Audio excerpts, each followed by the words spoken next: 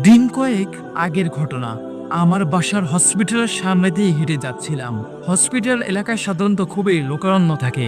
রোগী, doctor, ambulance ইত্যাদিতে এসব জায়গায় হইচই হট্টগোল লেগেই থাকা খুবই স্বাভাবিক। কিন্তু সেদিন হসপিটালের গেটের বাইরে একজন মহিলাকে দেখলাম ভীষণ আত্মচিৎকারের সাথে কান্না করছে, বুক চাপড়াচ্ছে, কান্না করে বলছে বুঝতে আর বাকি রইল না যে নিশ্চিত কোনো দুর্ঘটনা ঘটেছে। হয়তো কাছের কেউ মারা গেছে, নতুবা গুরুতর অবস্থায় কেউ হসপিটালে ভর্তি রয়েছে। আগ্রহ আটকে না রাখতে পেয়ে পাশের একজনকে জিজ্ঞাসা করলাম, কি হয়েছে ভাই? তিনি বললেন, মহিলার বাচ্চাটি হারিয়ে গিয়েছে। একটা ধাক্কা খেলাম, যেন কোনো এক বিপদ মাথায় নিতে হয়তো হসপিটাল এসেছিল তিনি। এসেই হারিয়ে ফেলেছে নিজের বাচ্চাকে, নিজের ধনকে। বিপদের উপর বিপদ, যাকে বলা যায়। পর্দাবৃত্ত মহিলা এত জোরে কান্না করছে যে আশপাশের সমস্ত লোক এসে জড়ো হয়ে গেছে ওই জায়গায়। দেখতে দেখতে মহিলা মাটিতে গড়াগড়ি খেতে শুরু করলো। গণন বিদয়ী চিৎকারে তিনি বলছে, বাপ, ও বাপ, ও সোনা তুই কই? আল্লাহ, তুমি আমার সোনা বাপরে কই পাবো? ও আল্লাহ।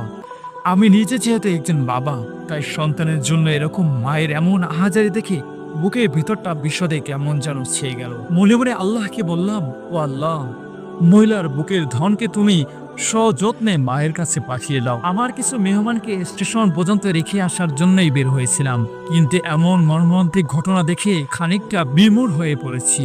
সাথে মেহমানদের জানাতেই তারাও ভীষণ দুঃখ পেল। ঘটনাস্থল ছেড়ে যেতে মোটেও ইচ্ছা করছিল না কোনোভাবেই। আমার মন বলছিল বাচ্চাটাকে খুঁজে পাওয়া যাবে।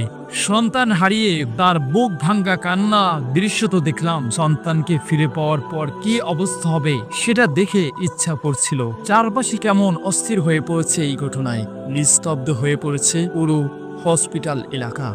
সবাই ভিড় করছে ওই জায়গায়। কেউ কেউ আশপাশে খোঁজ লাগাচ্ছে, কেউ এদিক সেদিক ফোন দিচ্ছে। একটু বাদেই জটলার ভিতর থেকে একজন বলে উঠলো, পাওয়া গেছে রে, পাওয়া গেছে, বাচ্চাটিকে পাওয়া গেছে। এই আওয়াজটি শুনে কি অদ্ভুত আনন্দ আমার মনটা নেচে উঠলো, তার ভাষায় বোঝানো সম্ভব নয়। আমি দৌড়ে গিয়ে দেখি একটা বাচ্চাকে পাজর কোলে করে নিয়ে আসছে এক লোক। যেই না বাচ্চাটিকে তার মার কোলে দিল, অমনি মহিলাটি বাচ্চাটিকে জোরে শক্ত করে বুকে জড়িয়ে ধরলো। এরপর খপস করে মহিলাটি মাটিতে পড়ে গেল। পাশের একজন মহিলা বলল, বেহুশ হয়ে গেছে, পানি আনো, পানি আনো। অন্য আরেকজন লোক বলল, আহারে, একে বুঝি বলে মা। নানান জনের মুখে নানান কথা বেরিয়ে আসলো। তখন পাশে বাচ্চাটা অদ্ভুত চোখে তাকিয়ে তাকিয়ে সব দেখছে। আমি আর বেশিক্ষণ দাঁড়ালাম না। এক অন্যরকম ভালো লাগা নিয়ে আমি ছেড়ে এলাম জায়গাটা।